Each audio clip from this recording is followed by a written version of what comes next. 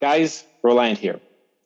In this conversation, we get to touch on multiple topics: near death experiences, living a life without regret. Is that even possible? I don't know. But the guest I have has some insights I think is worth listening. You get to meet her right after this.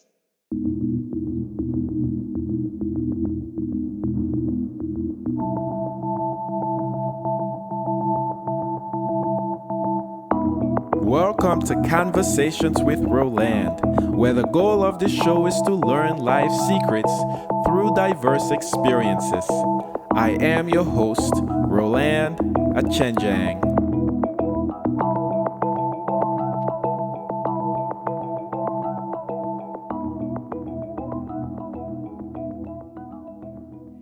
Guys, welcome to another episode of Conversations with Roland. As always, I am super excited to record these conversations, and today is no different. Today with me is an amazing person. When my guest was 12 years old, she had a rare brain malformation that needed emergency surgery. She had a near-death experience while in surgery. She has been paralyzed on her left side of the body since. Today, she's an author, speaker, a podcaster like myself, and a coach filled with passion for her message of eliminating regret and also sharing lessons and experiences she learned as a result of her near-death experience. It's my absolute pleasure to welcome Kirsty Salisbury to Conversations with Roland. Kirsty, how are you? Hi, I'm great. Thank you. Thank you so much for that awesome intro. I'm really excited by our conversation today. I am too. And with regards to the intro, you're absolutely welcome. I always find it funny trying to summarize someone's entire life in like 2 minutes. And I know I usually do them a disservice just because there's so much about your life experiences that's not included in there, you know? Yeah, totally. That's just how it goes, isn't it? Because we've got a lifetime and like you say, a couple of minutes.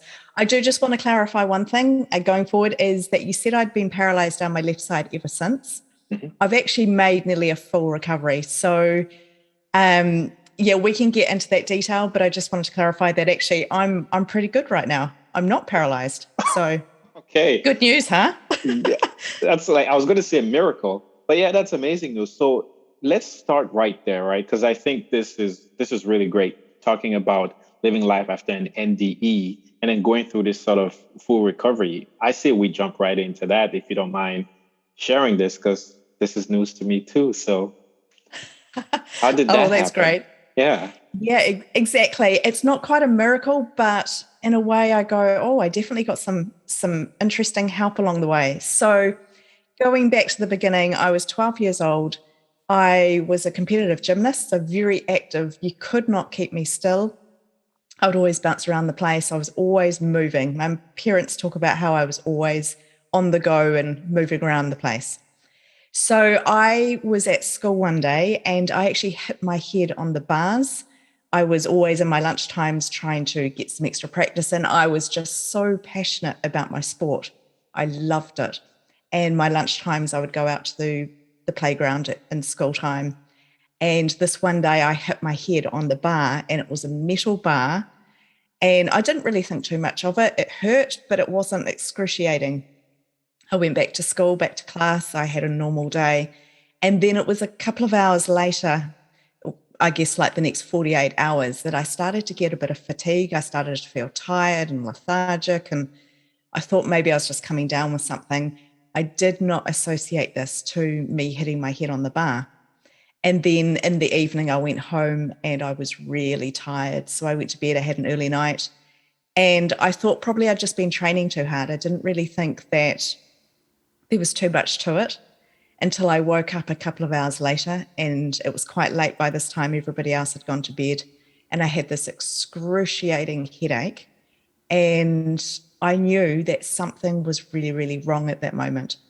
So I had this headache. I didn't know what to do about it, but I remember being there in my body thinking, the pain is so different to anything I've ever felt. The pain is so specific. And I was almost okay with the pain. It's quite a hard one to explain. The pain meant that I didn't feel too well, so I got up out of bed. I tried to go off to the bathroom and I collapsed on the floor. And it was at that point that I was thinking, something's really not right here because my body doesn't work properly. I couldn't stand back up off the floor and I was trying to get to the bathroom and yeah, my body just wasn't working. So in the end, I ended up making quite a bit of noise as I kept I remember pulling up on the bed leg, trying to get myself up into bed and crashing on the floor and then trying again. So I was making a racket. My mother came in and found me and was prepared to probably tell me off. What are you doing in the middle of the night making all this noise? Because that was kind of the behavior that I had at that stage because I was young and active. She wouldn't be surprised, I suppose, if I was there practicing my gymnastics routine in the middle of the night. That probably wouldn't be too far-fetched for what I was like.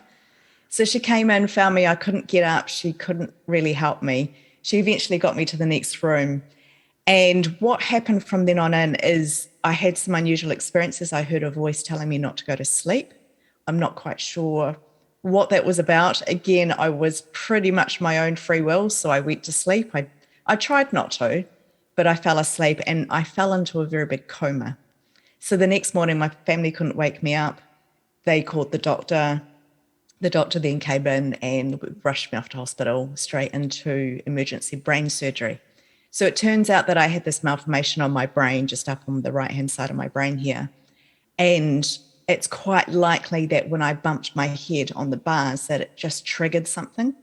So it's like having a brain aneurysm, except that the malformation had been there since birth. It wasn't something that had developed over time.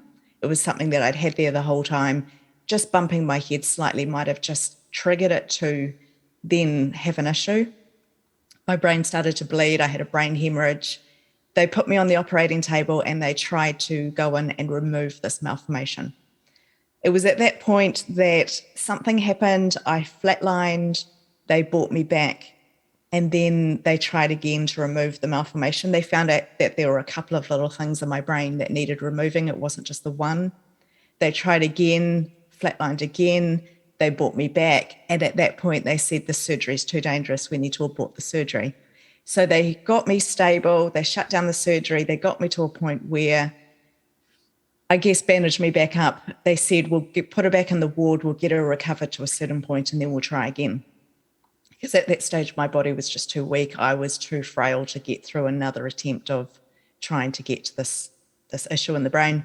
So they aborted the surgery, got me sorted, put me into critical care in the hospital, and I stayed in a coma for another few days there. What I remember is the voice telling me not to go to sleep. I then fell asleep. I was then in this beautiful black nothingness. It was a space where I didn't have any fear. I had confusion, but no fear. There was nothing there. It was like there was no noise, but there was no silence either. And there was no light, but there was no darkness. It was just a place of emptiness. It had nothing to it. And I had this experience with my father, and he was trying to connect with me, and he was asking me to connect with him. Through this experience, I was trying to find my body. I couldn't find my body. And then, I'm abbreviating it. I find it quite difficult to talk about this. As I'm there, I'm trying to connect. I feel this overwhelming feeling of responsibility that I have to connect in some way or things won't be okay. And so I'm giving my absolute all to connecting with my body, to connect with my father. And I just can't do it. I give everything I've got to the point that it felt a little bit like suicide. It felt like I was, okay, this is it. And I counted down. I remember bracing myself. This is the end of life as I know it. I had no clue where I was. I had no clue what was going on, but I had this overwhelming desperation and feeling of responsibility, I suppose you could say. I give everything to it. I'm in a place of bright white light. It just boomed in front of me. And I'm in this light and it's amazing. And there are beings around me and they're clapping and they're cheering and they're celebrating me. And I'm thinking, wow, this is amazing. This is such a welcome party. And I'm loving it and I don't know where I am. And so I'm still a little bit confused. Where am I? What's happening? But I'm loving this experience. And I notice that the beings around me, I don't know who they are and I can't connect with them. I don't recognize them. So I start to look at their faces and I'm looking around them all at their faces, trying to identify who they are. And I realized at that point, I'm not permitted to know who they are, but I'm stubborn. I'm the stubborn 12-year-old. So I'm like, well, I'm going to keep trying. So I keep trying to look at the faces. And at that point, it just all stopped. And I woke up in the critical care unit and I had tubes tied to me. I had everything happening. Things were beeping. There was all sorts of stuff going. And I looked at myself and I thought, everything is perfect. Everything is exactly as it needs to be. And I kind of get goosebumps even just saying that right now, because, I mean, you look at me, you walk in and it was a shocking sight. There was, I was paralyzed down one side of my body. I had this massive surgical scar where they had literally aborted the surgery. I couldn't move. I had tubes everywhere and I'd just come out of this. It was around about a 5-day coma. So on the outside, things didn't look good. And I was like, right, this is great. Let's get on with life. I'm here and everything is perfect. So from that point, I had a whole new life. I mean, I couldn't walk. I couldn't do anything for myself.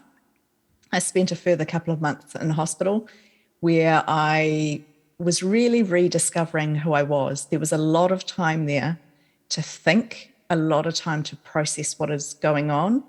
And me being me, the way that I dealt with things was really just to push them internally, to push everything down. And I made a lot of commitments to myself in that hospital of, this will never define me. This isn't how I'm going to be. We didn't know whether I'd walk again. We didn't know whether I'd get the use of my arm back. We just didn't really know what was going to happen. So it was quite a journey going forward. It's one which was truly a gift to me. It's one where I feel like I got given this most amazing gift of life. And yeah, I mean, it's been fun ever since. It's been hard. There's been emotion. There's been some really, really dark times. But through it all, I go, but life is amazing. We should truly live this life. No kidding. So I guess that's where it started. Yeah. Yeah, no kidding. Listen, bravo to you, by the way. I mean, there's so many things you've said that we're going to kind of piecemeal and talk about. But I just want to acknowledge how at 12 years old, coming back from this coma, your very first thoughts are a redefinition of who you are.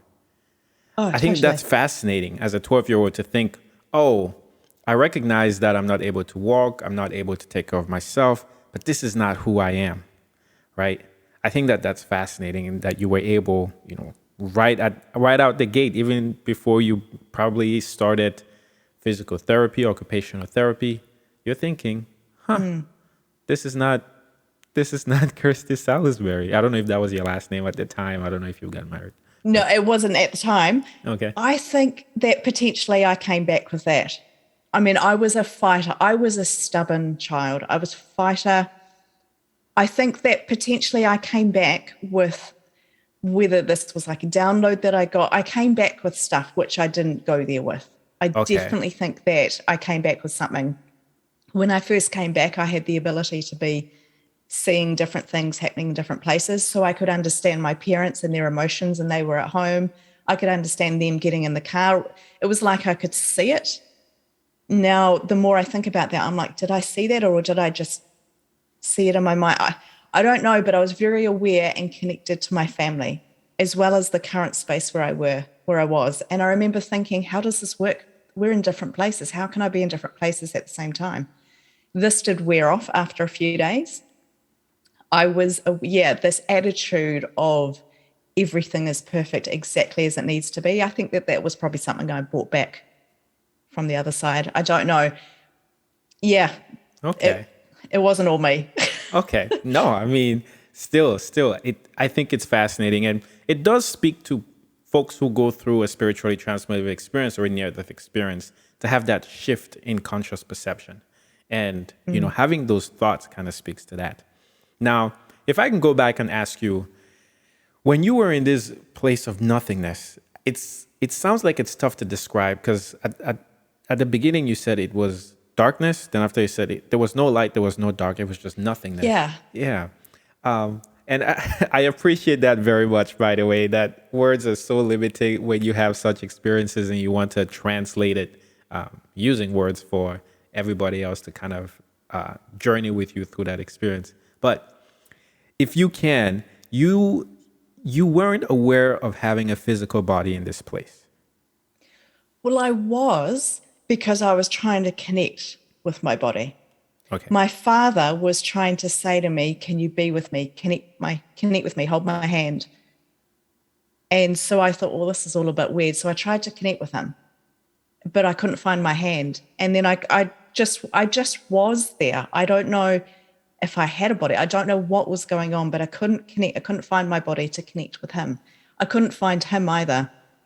It was like he was behind my right shoulder, very, very close to me, and yet a million galaxies away. It was like he was in me, part of me, and so separate. So there were all of these polarities happening all at the same time. Okay. So I was aware that I had a body, but I couldn't find it. Mm-hmm. But I wasn't aware of my physical body potentially on an operating table. Now, I don't know at what point of this experience any of this happened. I just know that it happened. Okay. So I wasn't aware of Earth. I was aware of me trying to connect with my father that was familiar, but I couldn't find him and I couldn't find my body. Were there any other family members that were able to connect with you while you were in this place? No, there was nothing. So the logical thing was, I thought, when I woke up, I thought, okay, so my father had been there. He'd been beside the bedside and he'd been squeezing my hand saying, okay, let me know you're going to be okay. Mm-hmm. My father was alive at the time, which makes the story very interesting because this isn't so common. We normally connect with past loved ones rather than living loved ones. So that's what I thought happened. Turns out that he was very distraught about the whole situation. Quite obviously, if you've got a child who's having emergency brain surgery, is pretty much on life support. So what happened from there is he stayed outside. He didn't come in and spend time with me. It was too emotional. I don't know what point it happened, whether it was while I was flatlined on the operating table. We don't know. In which case there would have been nobody there beside me, anyone, stroking my hand saying, come back to me, it'll be okay. But it was this feeling of responsibility. And it was only my father, it was no one else. Then when I asked my father, did you come in and sit with me and did you have this conversation? And he said no. Turns out that we'd had a family member who had done that, who had come in the later stages once I'd got a bit more stable and sat with me and told me all about a trip that they'd had. They told me about everything that was going on in their life. Now, they said, I don't remember any of that. They said, do you remember this person coming in? I said, no. What about this person? No. I only remember connecting with my father. And I think in hindsight, I've learned that's because he's probably on my spiritual team. There's probably some spiritual connection happening. Because when I look back on all the experiences we had in life, I go, oh, that would make sense, or that would make sense. And so he has now passed over. He's in a different place now. I believe that I've had contact with him since he died. A couple of days after his death, he came to connect with me. And that all sort of brings me to this belief that we're on part of the same team, that we've got something in common, whether he's now a guide or a spiritual helper or something like that. So I believe that that's why he came in this whole experience. Again, it's hard to make sense of it. I'm aware that I'm not making much sense, but I know what's happened. I know the experiences that I've had, and in a way, they kind of do make sense to me. On Conversations with Roland, everything makes sense to me. Okay. Yes, somehow it does. I'm not quite sure how, but somehow it does. Somehow it does. Especially when it's spiritual topics like this. My mind is not going to be able to logically explain why it was your dad who showed up, even though he was, not in a space to come and talk to you while you're in your coma. To me, it's fascinating. I like the uniqueness of your story in this sense. Now, let's move on. I want to ask you this. Growing up, were you raised in a family that was religious by any chance? No. So I was raised in a family where we were not allowed to talk about religion. I'll say it was a very atheist environment. There was no acknowledgement of God. There was no acknowledgement of anything. I think both of my parents had been raised they were in the UK when they were growing up. They'd been raised in quite religious environments, I suppose, being forced to go to church, going to religious schools, things like that. And it didn't resonate with them at all, specifically my father, and he had shut the whole thing down, and we weren't allowed to talk about God in our family. There was no recognition of anything spiritual. There was nothing. So at 12 years old, people go, well, how did this change you? How did this change your spiritual outlook or anything like that? And I'm going, well, I didn't have one. I was 12 years old. I hadn't formed my view on the world. I didn't have an understanding about what life was about. And I hadn't been exposed to any kind of belief system whatsoever. So raised in a very atheist family. Yeah. And that seemed to translate even with your STE or your near-death experience, because there was no, I guess, other than the bright white light that showed up after a while, which is kind of common with folks who go through NDEs. There's always this bright light, and then they may see a deity that they recognize based off of the religions that they kind of were raised in. But you didn't see any, you didn't even think that, oh, maybe this is God while you were there. It doesn't sound like. No, I didn't think anything like that. I wasn't aware of God. Had I seen Jesus or another figure, I don't know what I would have thought about that, because that wasn't something that was relevant to me in this earthly lifetime. I did always have a belief in God. I didn't know what to describe that as, or how to put words into that. I always believed that there was something bigger than us. I always believed there was something like a higher power, something like that, more than what we have here. And so had I met God or Jesus or something like that, I probably would have actually just accepted that. So when I came back, the first thing I wanted to do was go to a church, because I associated what I had experienced with people in church believe in God. I need to go to a church to get closer, to get back to that experience. I need to reconnect with what I felt in that experience. So I didn't have a belief system. I didn't have any understanding of any religions, but I did have an overarching feeling that there was way more to life than what we could see. And I did believe in a supreme power, being, whatever you want to call it. Okay. Now, those are two staunch changes that you've alluded to that happened before and after your NDE. And we'll get to those in a second. I want to ask again how else you changed. Yeah, that's fine. Yeah. But before we do, I wanted to talk about these beings you saw when you, I don't know if you walked through this light or if it kind of came at you. How did that happen? I was just there. It was like it just changed, and I was in this light and I could feel love. It was like love and happiness. And, I automatically go, yeah, there was music. It was like vibrations. It was waves of something. But I was just there. I was in this white light, and there were these beings around me, and they were celebrating. They were clapping and cheering. They were there. And it sounds really big-headed, but they were there for me. They were welcoming me. It wasn't about this environment, because I was kind of like showing up to a party, I suppose. But it was for me. Yeah, well, it was for me. I was very surprised.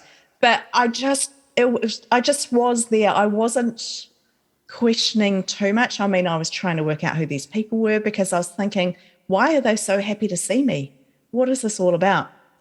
I got the feeling that beyond where I immediately was, beyond where these beings were with me, was that there was just such a vastness. There was millions and millions of,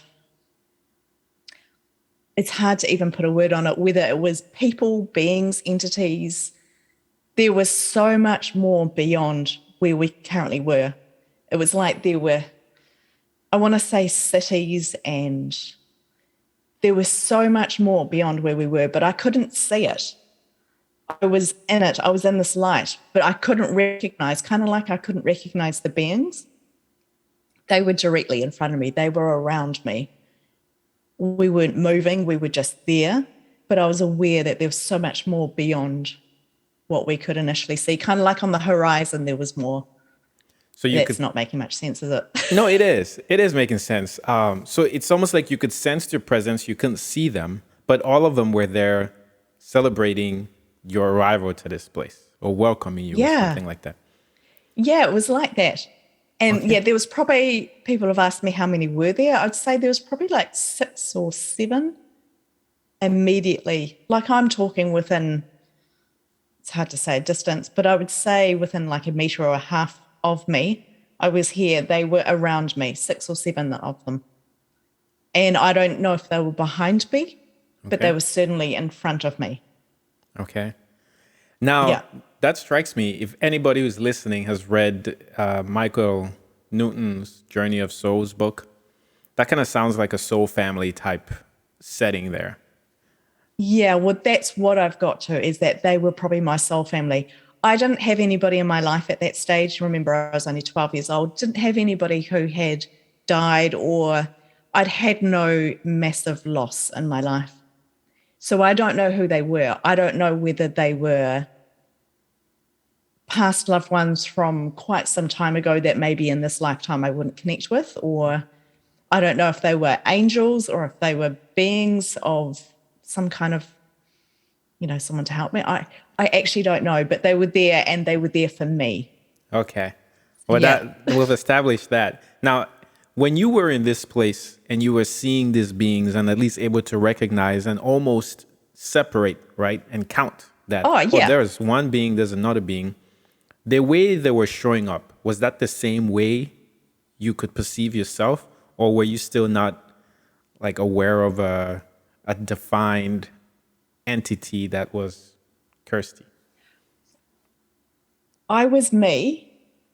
I don't know what I was, but I was there. They were like 3D silhouette figures. So they moved, they were there.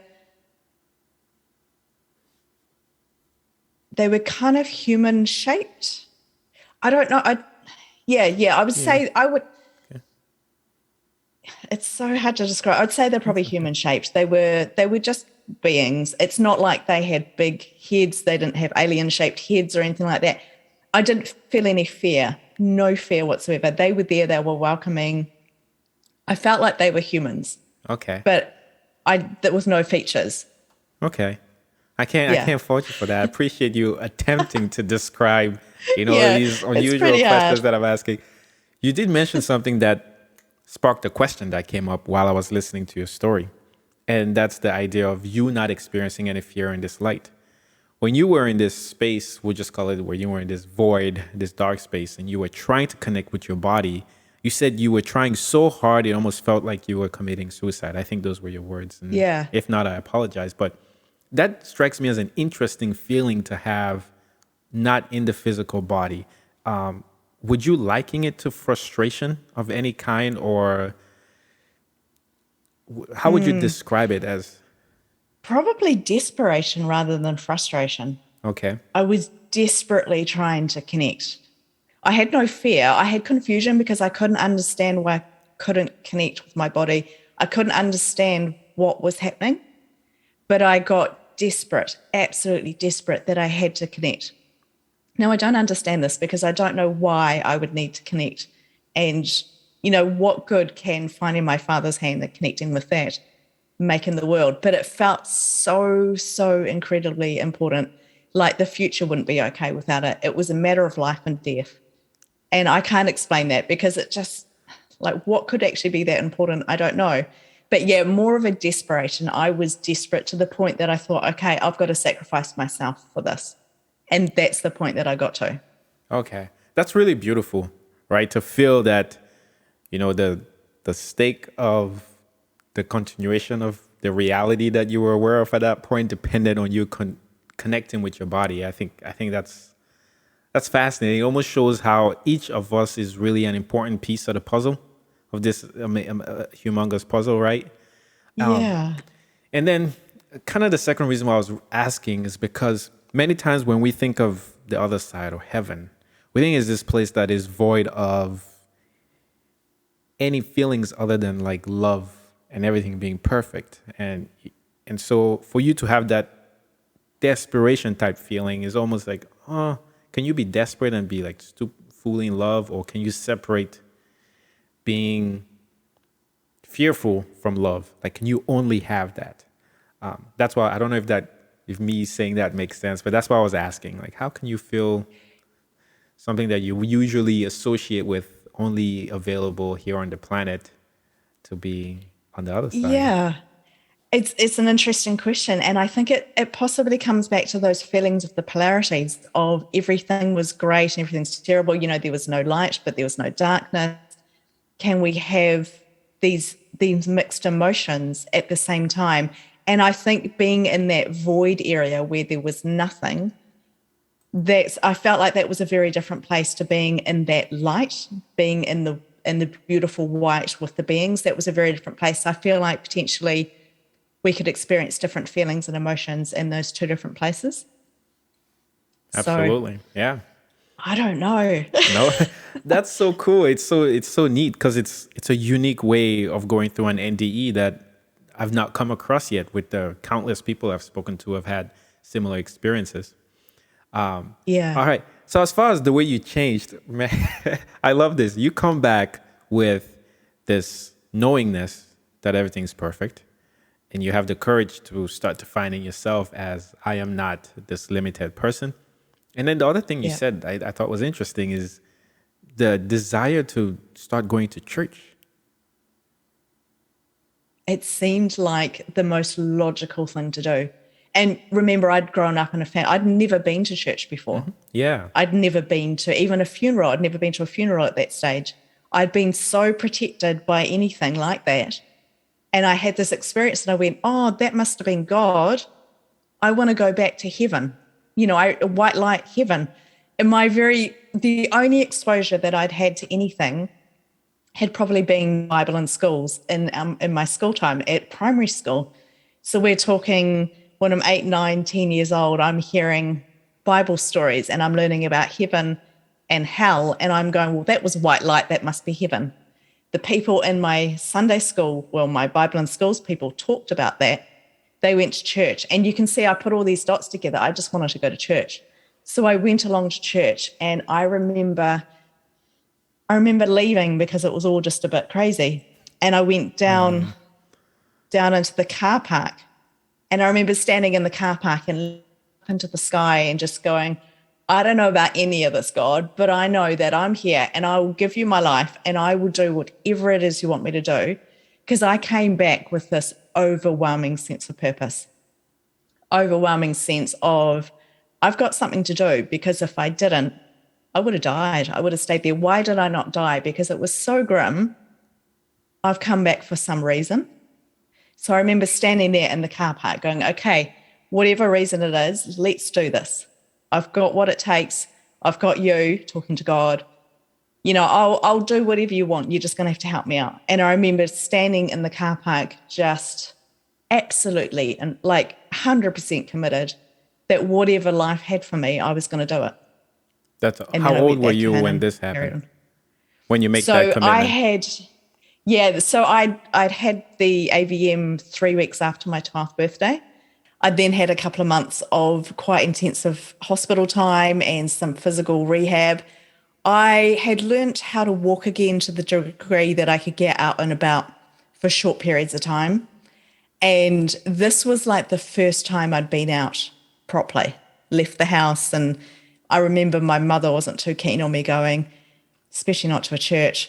But she wasn't too keen on me going because she was still very afraid that I wasn't ready yet, that I didn't have the strength or the energy, or what if something happened.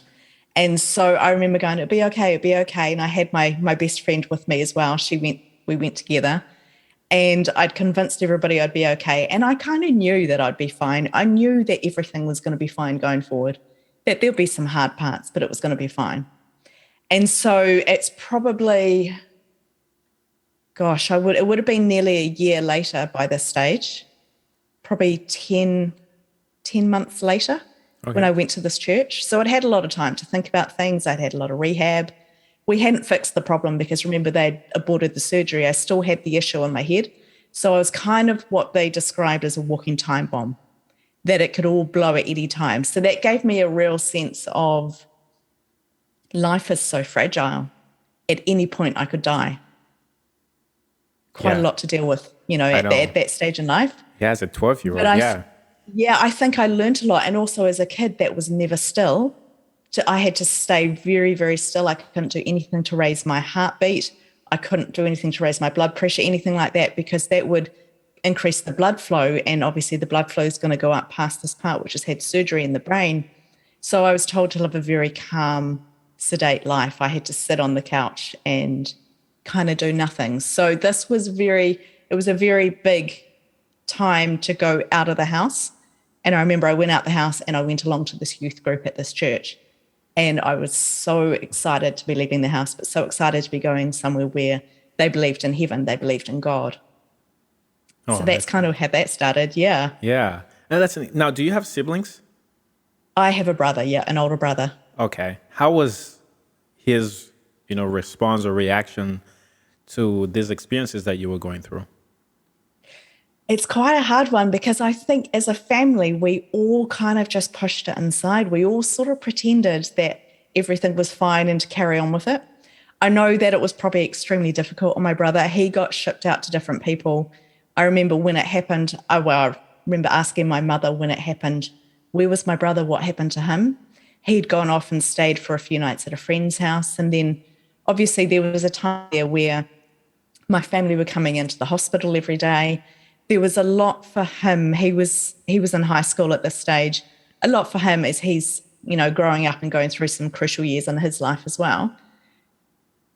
Having to be put as a lower priority for a time. And that must have been extremely difficult for him.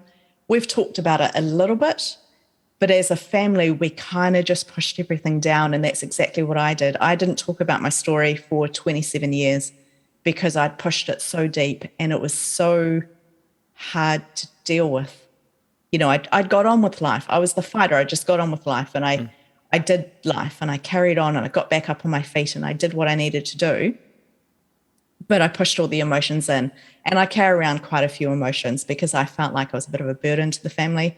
I felt like I was hard work. There was stuff that was going on that I created issues. So there was a whole lot of emotional stuff that came out of this. And I just buried that nice and deep. And so my family did as well. We all kind of had our way of coping with it, which was to not really talk about it. Yeah. Even though it was such an obvious thing. I mean, how do you go through this? I couldn't walk. I needed help with everything. I wasn't going to school. And we just kind of carried on as normal. I wonder if your attitude had something to do with it, because in hearing the way you came out of the coma, you sounded very optimistic. And I would imagine that that's how you spoke with your family. And so they may have just thought, well, if she's going to be this way, let's follow her down that path. But then the other thing was just the fact that, your family wasn't, like you said, they weren't entirely religious. So it would have made it difficult for you to be able to discuss this sort of otherworldly spiritual aspects with them as well. So you had kind of those two dynamics at play. Yeah, I didn't talk about it at all. I didn't, I asked my father, were you there squeezing my hand? Were you there trying to communicate with me? When he said no, that's where I thought, okay, I didn't know what had happened. I couldn't put it together. I wondered whether I'd gone a bit crazy. I just had brain surgery. Maybe, I've got a little brain injury there. I wondered whether actually I was just a bit off balance and I was a little bit scared to tell anyone anything. I certainly wasn't going to tell my family that I think I'd been to heaven, because that wasn't a discussion that we had. So, yeah. Yeah. No, that makes sense. And, we want to touch on regrets here with this conversation. And when I listen to your story, there are many opportunities for you to look back and almost feel like maybe I would have regretted, or I regret the fact that I didn't speak about it earlier, or I regret the fact that my family did not allow us to go to church because it will have made sense. It'll have helped me make sense of these experiences. I regret the fact that we didn't share experiences with my family. We weren't open like that, right? All those regrets. But as far as before we do, I'm always saying, but before we do, I love it. Yeah, I love it too. One thing I just wanted to say, I certainly relate to someone going through such an experience and feeling like they were going crazy. I mean, you and I were just part of the IANS conference, and you were an amazing, panel host and moderator for our discussion group. But during that conversation, I also shared how I felt when I started meditating and having these interesting experiences. Because of the foundation that I had, I really felt like not only was I going crazy, I was possessed by something that was not unconditionally Yeah. loving, right? It really scares you. And so just to say I can relate to feeling out of sorts, like not the normal person when you're going through such experiences. Um, yeah. But Yeah. so if we can pivot just real quick and answer the question, this is where everything started. It's like how the healing came back in the left side of your body. It just started to come back. So when I first woke up, they didn't know what was going to happen. So I don't know whether it's an insurance thing or whether they actually just don't want to get your hopes up or they don't want to be liable for anything. But they were saying, look, we just don't know whether she's ever going to walk again. We don't know if she'll get regain the movement or the feeling in her left side. At this stage, I was, there was nothing going on, completely paralyzed. I remember I hadn't registered that I was paralyzed. I registered that I needed help with things and that I couldn't feel my left side. But I remember at one point I was sitting, and this is by the time I'd been through, so I was in critical care, I got moved to intensive care, then I got moved onto the ward. So this is the time when I'm now in the ward. And I remember looking at my arm and just going, oh, they're telling me I'm paralyzed and it's not going to work. But surely if I put something in my hand, I can still hold it. And all I had around me was a watch that they'd put on the table that was over my bed. I had a watch and maybe a pen or something.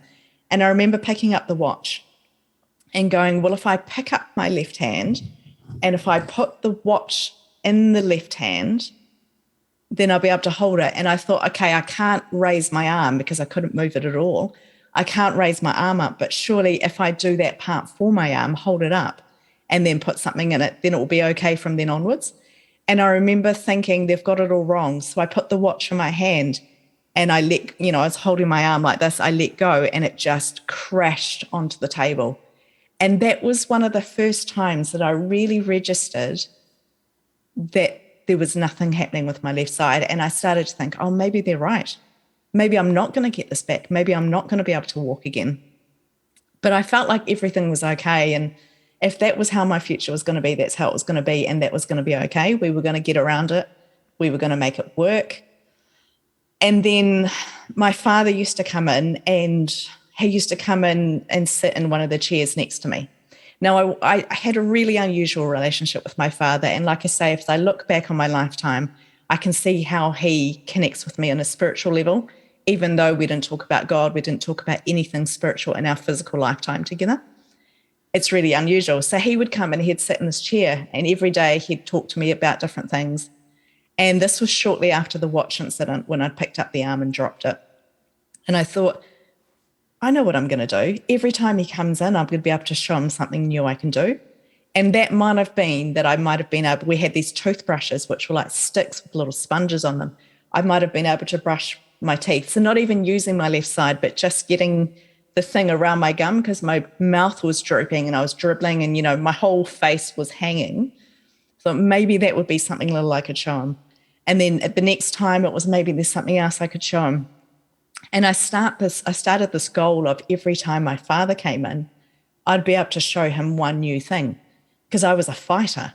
I was going to do this. I was going to get through this, and I was going to make my father proud of me because I felt like a burden. So I was finding things that would make him be proud of me, and that could be, I wasn't a total failure in how he was perceiving things. So I was reading a lot into this. And as I'm saying this, I'm going, man, I really carried quite a lot there. But I made this decision to show him something new every day. And that turned into, at one point, I think it was like my little finger, I wiggled it and got a little movement out of it, my left one.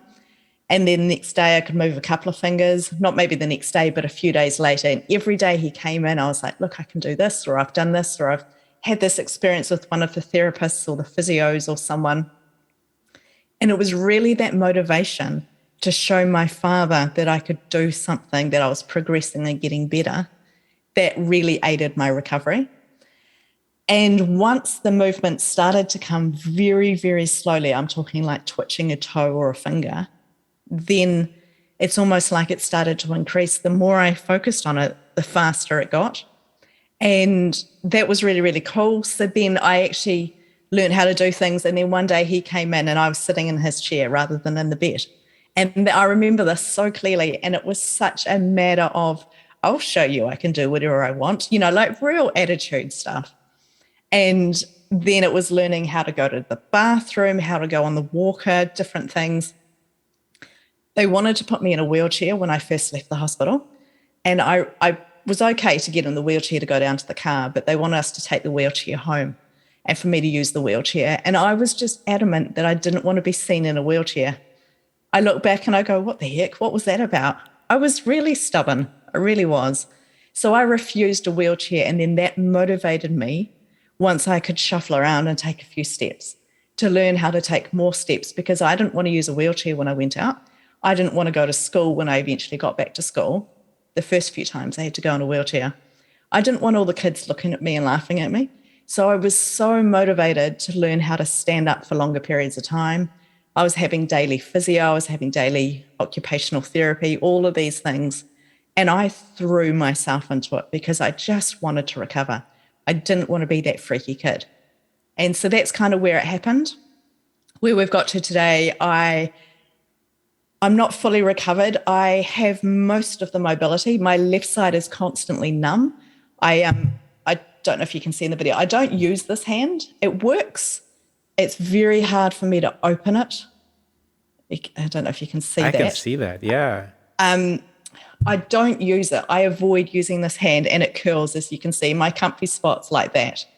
And so, yes, it works. It's completely numb. I don't have fine... I can kind of... Wow, that's impressive. Do it, so my fine motor movements are not there by any means. But I can get in the gym. I can do CrossFit of all things, which blows my mind. I mean, I do it very badly with the lightest weights. But I can do it because that's not the fine motor movements. I'm one of the weakest people that you'll see, but I'm okay with that. And, I work with trainers and all sorts of stuff. I've done constant physical therapy my entire life since. So, to the point that even now I do it. I consider my gym sessions as therapy rather than like gym working sessions. out. Man, please don't sell yourself short. I mean, again, it's that English language thing. You say you're weak physically, okay, cool, but mentally, you're very strong. I mean, you keep using the word stubborn, but it comes up to me as like, that's really strong. And it also, before I ask this, what was your dad's reaction when he came in and saw you kind of have this new skill that you could show him? Oh, he was really proud of me. And that meant the world to me. I wanted to have favor in his eyes, I suppose. Yeah. Okay. And that's what I was asking, because you did have that positive reinforcement. It wasn't a case where your dad was, kind of dismissive or not supportive. Oh, no. Yeah. He was engaged. He was an amazing man, but it was a very difficult situation. I can understand in hindsight. Mm-hmm. And he didn't, I picked up these things, these feelings of like I was a problem. I picked that up and I carried that. And I see that we do this in our lives. All of us do this. Yeah. But no, he was great. Didn't mean we got on so well, but Yeah. Hey, if someone's part of your soul group and you get on like super well, my attitude towards that is maybe they're not helping you grow. Like they should challenge you. That's really how you grow, right? Either whether purposefully or if they're even oblivious to it, I think it's still beneficial. Mm-hmm. I mean, our closest relationships, they usually challenge us the most because of those agreements. So much. Yeah. Yeah. But, with just being this really strong-minded person and soul, I mean, you talked about on the other side, you weren't supposed to find out who those beings were. And you're like, I want to find out who these beings beings are. I think it makes sense for you to talk to us about regret. Because many times regret is a mind-related, experience or feeling. And like I said, I look back at your life and there's so many moments where even today you can look back and regret that that's how it went. Why did this happen to me? But how have you been able to, besides the fact that you're very strong-minded, work with regret to help you define who you are and be that person that you're defining? Yeah, I mean, I think you almost summed it up there. You said, why did this happen to me? And look, I had dark days. I remember lying in the hospital bed and just so angry with the world, and I was crying my eyes out. I was going, why has this happened to me? Why me? What did I do to deserve this? And I remember after some time, there was this baby who was over opposite me, and the baby had all these problems. And I went, oh, why did this happen to me? Rather than why did this happen to me? Why did this happen? Do you see how I've reframed the same words? And this baby had an impact on me, and I could go down that full story, but I'm aware of timing. I want to, I had a lot of time to think about things. So I started to go, why did this happen? Why did I have that experience? Why do I feel like life is good? And start to reframe what are the opportunities. Because remember, I'd put myself in a place of looking for opportunity every single day because I wanted to impress my father when he came in, that I pursued some new opportunity, that I'd created something for myself, that I'd done something positive. So this started to really drive me. And I look back and I go, maybe that was part of that soul contract that we had together, that he would put this in me or help me nurture this thing that had been put in me. And I think regret is such a major thing. Everybody can relate to regret. But actually, I regret nothing. I think regret is a bit of a waste. I think regret is where we look at situations, things that have happened, and we've got an emotional connection. We can't let go. We feel like it's outside of our control. We feel like we're carrying around the weight of something that happened. And I mean, that does no good for anyone. Regret gets in the way of us making positive decisions, of us moving forward, of us living this life to the full. And that's one thing that I said to myself in the hospital bed was, I'm going to squeeze the juice out of this life. If I've come back, if I'm alive and I didn't die, I'm here to live and I'm going to squeeze the juice out of this life. But if we start to regret, we can't live that way. And so I've thought a lot about all these different situations when things got really tough.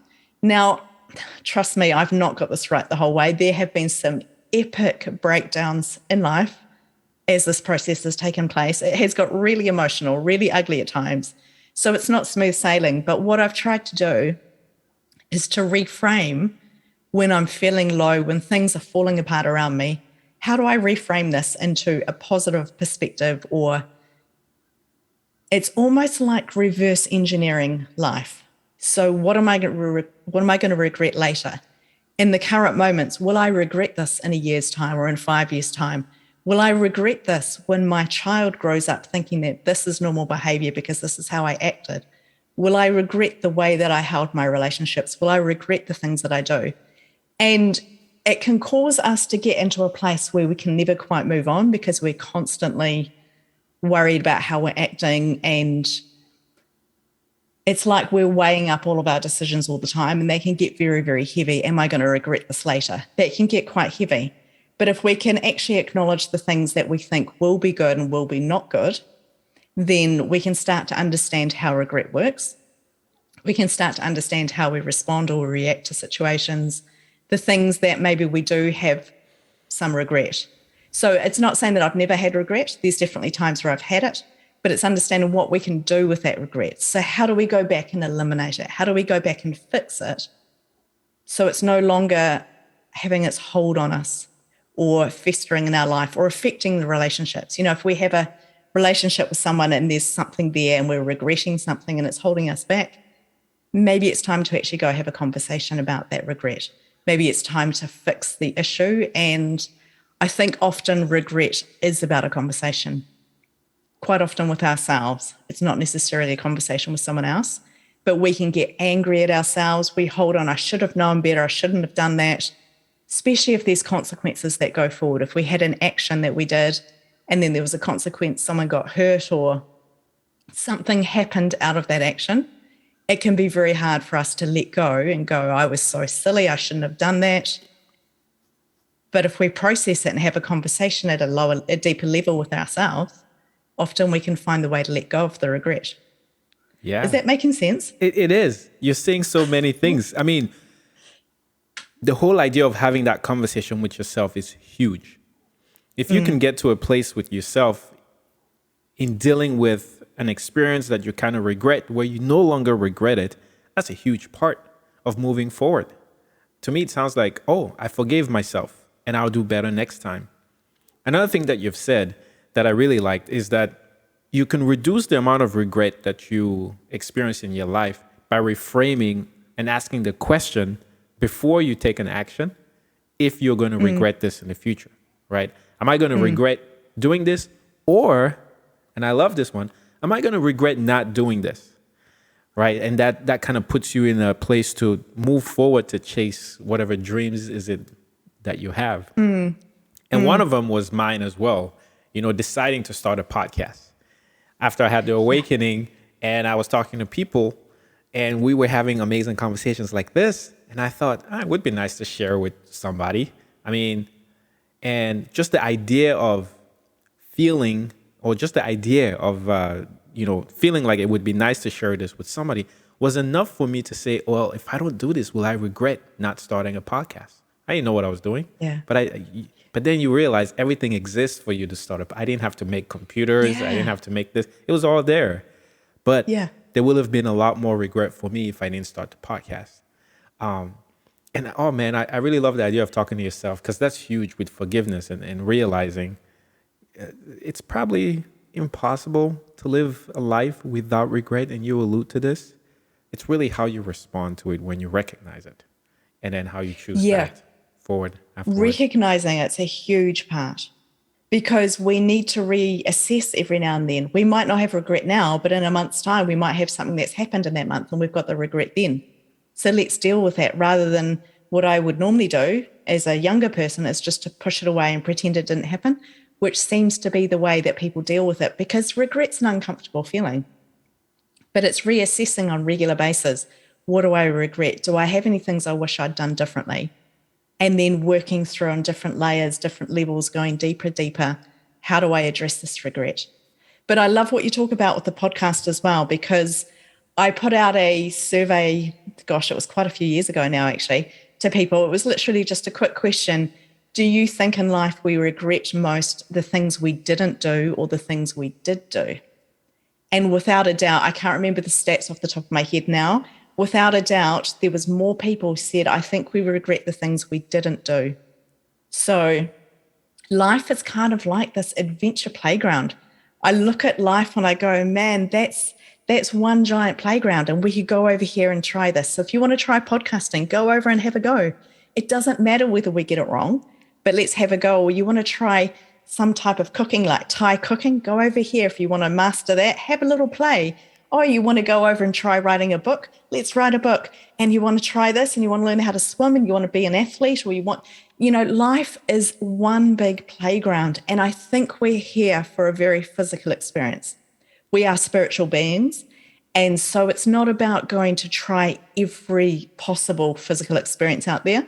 We don't need to go skydiving. We don't need to go and risk our life and do all these amazing, dangerous sports.